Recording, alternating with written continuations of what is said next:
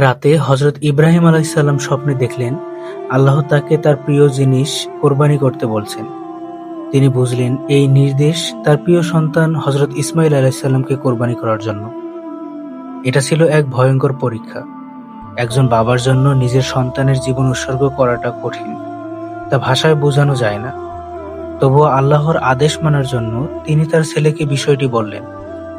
আশ্চর্যজনকভাবে হযরত ইসমাঈল আলাইহিসসালাম বললেন, হে আমার পিতা, আপনাকে যা আদেশ করা হয়েছে তাই করুন। ইনশাআল্লাহ আপনি আমাকে ধৈর্যশীলদের অন্তর্ভুক্ত পাবেন।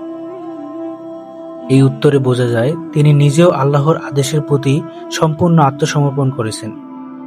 হযরত ইব্রাহিম আলাইহিসসালাম তার ছেলেকে কোরবানি করতে প্রস্তুত হলেন। ঠিক তখনই আল্লাহ তাআলা একটি দুম্বা পাঠিয়ে দিলেন। হযরত ইসমাঈল আলাইহিসসালাম এর পরিবর্তে সেই দুম্বাটি কোরবানি হল।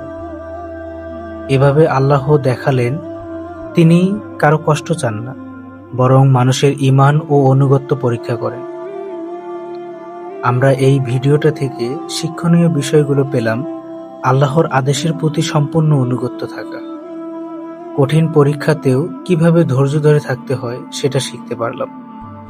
আল্লাহর উপর পূর্ণ ভরসা রাখতে পারলাম। এই ঘটনার স্মৃতিতেই মুসলমানরা প্রতি বছর ঈদুল আজহা উদযাপন করে এবং কোরবানি দেয়।